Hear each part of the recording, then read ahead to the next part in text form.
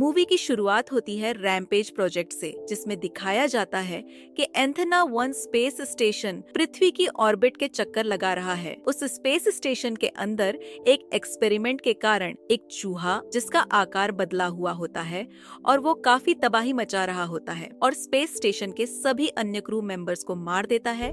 सिर्फ कैरी आखिरी crew survivor बचा है और जब वह उस कैप्सूल के अंदर जाने की कोशिश करती है जिससे वह पृथ्वी पर वापस आ सकती है, तो उस कंपनी का सीईओ क्लेयर रेडियो पर उसे बोलता है कि वह अपने साथ सैंपल्स लेकर आए, वरना कैप्सूल का दरवाजा नहीं खुलेगा। कैरी फिर से अपनी जान का जोखिम उठाते हुए वापस सैंपल्स लेने जाती है, पर जैसे ही वह सैंपल्स की टेस्ट ट्यूब्स लेती है, उसे पता चलता है कि स्पेसशिप बहुत जल्द ब्लास्ट होने वाला है। चूहा भी उसकी तरफ आने लगता है। कैरी जल्दी से कैप्सूल के दरवाजे के पास पहुंचती है और दरवाजा खुल जाता है। वह कैप्सूल के अंदर आकर दरवाजे को अंदर से लॉक कर देती है। साथ ही कैरी का कैप्सूल जैसे ही पृथ्वी की ऑर्बिट के संपर्क में आता है, उसमें भी एक ब्लास्ट होता है और उसके टुकड़े धरती की तरफ गिरने लगते हैं। वहीं दूसरी तरफ दिखाया जाता है प्राइमेटोलॉजिस्ट डेविस को, जो कभी यूएस आर्मी स्पेशल फोर्स का सोल्जर था, पर अब वह San Diego wildlife sanctuary के लिए काम करता है। साथ ही अवैध शिकार करने वालों के खिलाफ भी वह काम करता है। डेविस अपने एम्प्लॉइज को गोरिल्ला से मिलवाने ले जाता है, जहाँ पर एक अल्बिनो जाति का गोरिल्ला भी होता है जिसका नाम जॉर्ज है। जॉर्ज जब छोटा था तो उसकी माँ को शिकारियों ने मार दिया था, पर डेविस ने जॉर्ज को बचा लिया और अपनी देख रेख में रखा। जॉर्ज बहुत इंटेलिजेंट होता है, वह डेविस से इशारों में बात भी करता है।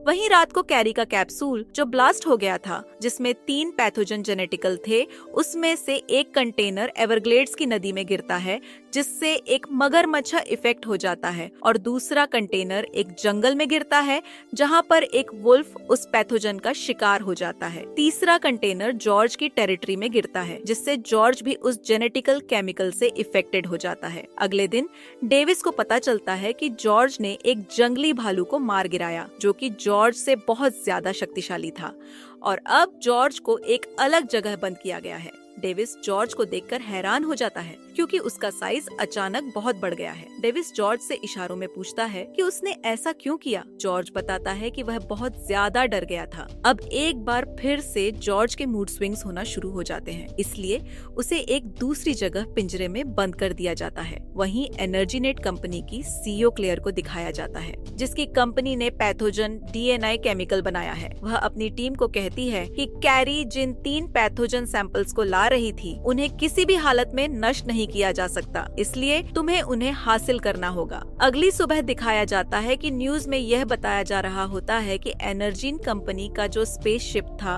वह ब्लास्ट हो गया, जिसका एक टुकड़ा चिड़ियाघर में गिरा, और आज सुबह से ही उस चिड़ियाघर से एक बहुत बड़ा गोरिल्ला गायब है। यहाँ पर ये पूरी न्यूज केट सुन रही होती है, जो कि एक जेनेटिक इंजीनियर है। वह न्यूज सुनने के बाद डेविस के पास जाती है और उससे कहती है कि तुम्हारे हाथ में जो कंटेनर है वह मेरा है। दरअसल यह वही कंटेनर होता है जो स्पेसशिप से नीचे चिड़ियाघर में गिरा था। डेविस उसे कंटेनर देने से मना कर देता है और न ही वह उसकी बात सुनना चाहता है, लेकिन जब केट उसे बताती है कि तुम्हारा गोरिल्ला लगातार बढ़ रहा है, वह पहले से ज्यादा फुर्तीला हो गया है। यह सब सुनने के बाद डेविस उसे जॉर्ज के पास ले जाता है, जहाँ केट उसे बताती है कि तुमने डीएनए एडिटिंग के बारे में सुना होगा। हमने एक ब्लू व्हेल, शार्क, राइनोसर और चीते का डीएनए मिक्स किया, जिससे हमने एक अलग डीएनए बनाया, और आज उसी की वजह से तुम्हारे जॉर्ज की यह हालत है, पर मैं उसे ठीक कर सकती हूँ। तभी जॉर्ज वह पिंजरा तोड़ देता है और बाहर आ जाता है। डेविस उसे रोकने की कोशिश करता है, मगर जॉर्ज चिड़ियाघर से बाहर आ जाता है और पुलिस भी वहाँ पहुँच जाती है। डेविस उन्हें समझाता है कि जॉर्ज किसी को नुकसान नहीं पहुँचाएगा, पर तभी वहाँ पर पुलिस का हेलीकॉप्टर भी आ जाता है, जो जॉर्ज पर बेहोशी के इंजेक्शन की गन फायर करता है, जिससे जॉर्ज बेहोश हो जाता है। वहीं दूसरी तरफ जंगल में एनर्जीन कंपनी की उस टीम को दिखाया जाता है जो जंगल में पैथोजन के सैंपल्स ढूंढने के लिए गई है। यहाँ पर उन्हें एक बहुत बड़े भेड़िए के पंजे का निशान दिखता है, और इससे पहले कि ये कुछ समझ पाते, वह विशाल भेड़िया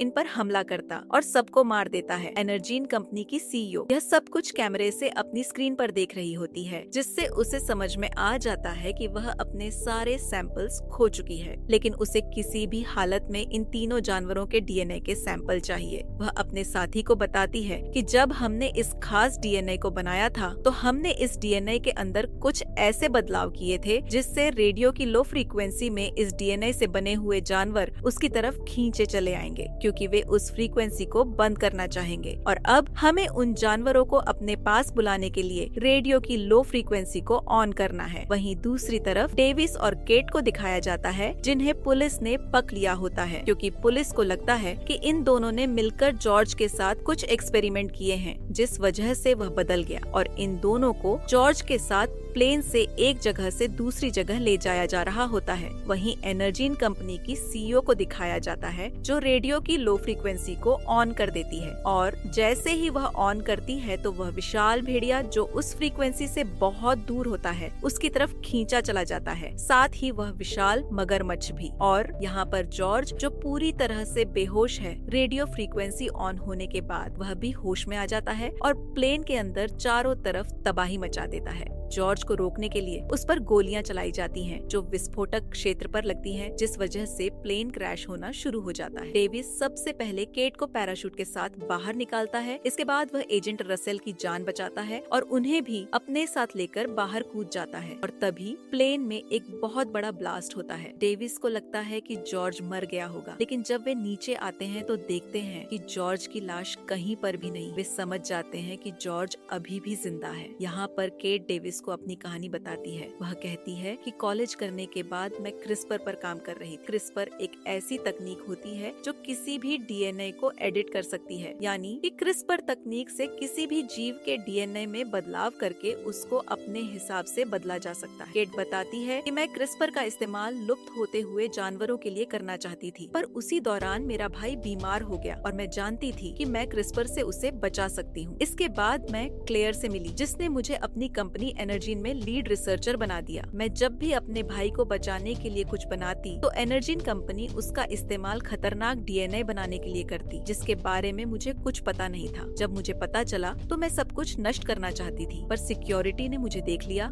और मुझे जेल भेज दिया गया। मेरे जेल जाने के 1 महीने के बाद मेरे भाई की मौत हो गई। मैं उसे आखिरी बार देख भी नहीं पाई, और अब मैं चाहती हूँ कि क्लेयर कभी किसी को नुकसान न पहुँचा पाए। इसलिए मैं दुनिया के सामने क्लेयर का पर्दाफाश करना चाहती हूँ। अब यहाँ पर मिलिट्री के प्लेन्स भी आ जाते हैं। दरअसल इनके साथ जो एजेंट होता है उसने प्लेन्स को बुलाया होता है। जब वो प्लेन के अंदर जाते हैं तो देखते हैं कि जॉर्ज और वो खतरनाक भेड़िया शिकागो शहर की तरफ भाग रहे हैं, जिससे सभी हैरान होते हैं। केट उन्हें बताती है कि जब मैं एनर्जीन कंपनी में जॉब करती थी तो हम चमगादड़ के डीएनए पर काम कर रहे थे। शायद क्लेयर को उसमें कामयाबी मिल गई है, जिसकी मदद से वो इन जानवरों की तरफ कोई खास फ्रीक्वेंसी भेज रही है और ये जानवर उसे रोकना चाहते हैं। डेविस कर्नल को बोलता है कि उन्हें एक मौका दिया जाए ताकि वो एनर्जीन कंपनी से एंटीडोट लाकर इन जानवरों को शांत कर दें। दरअसल एनर्जीन कंपनी की सीईओ क्लेयर का भी यही प्लान होता है कि जब वो जानवर वहाँ पर पहुँचे तो एंटीडोट से इन्हें शांत करके इनका डीएनए हासिल कर ले। पर कर्नल उनकी बात नहीं मानता और अपने सोल्जर से कहता है कि इन्हें इंटेरोगेशन रूम में ले जाए, लेकिन डेविस उन सोल्जर से लड़कर वहाँ से चॉपर चुराकर भागने में कामयाब हो जाता है, जिसमें एजेंट रसेल भी उनका साथ देता है। शिकागो पहुँचकर देखते हैं कि वुल्फ और जॉर्ज टॉवर की तरफ भागते जा रहे हैं और साथ में रास्ते में तबाही मचा रहे हैं, और अब वहाँ मगरमच्छ भी आ जाता है, जिसके बाद हर तरफ मौत का मंजर दिखाई देता है। डेविस और केट एनर्जीन कंपनी के अंदर एंटीडोट को चुराने के लिए दाखिल होते हैं। केट यहाँ पहले काम कर चुकी है, इसलिए उसे जल्द ही एंटीडोट मिल जाती है, और अब क्लेयर भी अपने भाई के साथ वहाँ पर आ जाती है। वह उन्हें गन पॉइंट पर लेकर इनसे एंटीडोट वापस हासिल कर लेती है। उन्हें बताती है कि एंटीडोट से जानवरों को शांत किया जा सकता है, न कि उन्हें पहले जैसे ठीक किया जा सकता है। इसके बाद क्लेयर डेविस को गोली मार देती है और अपने भाई और केट के साथ यहाँ से हेलीकॉप्टर से निकलना चाहती है। वह केट को यहाँ पर नहीं छोड़ना चाहती, क्योंकि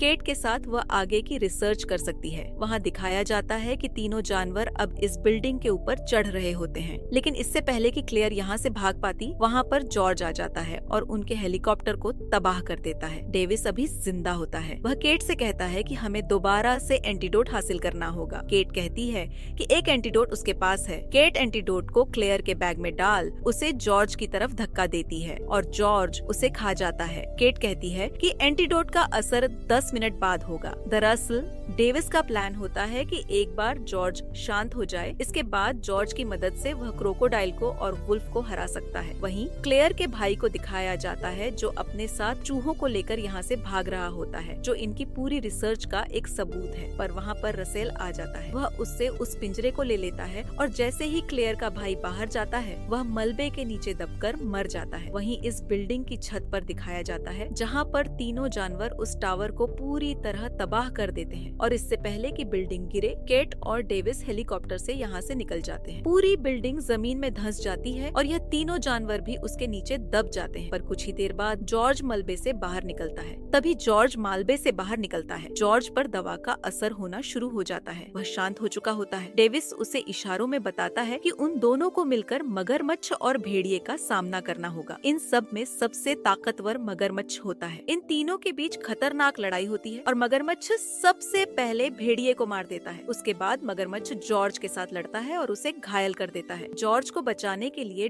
डेविस हेलीकॉप्टर मशीन से मगरमच्छ पर फायर करता है। अब मगरमच्छ डेविस पर हमला करने आ रहा होता है। तभी जॉर्ज मगरमच्छ पर एक बड़े लोहे की रॉड उसकी आंख से आर पार कर देता है और मगरमच्छ वहीं मर जाता है। इसी तरह जॉर्ज और डेविस मिलकर शिकागो सिटी को खत्म होने से बचाते हैं।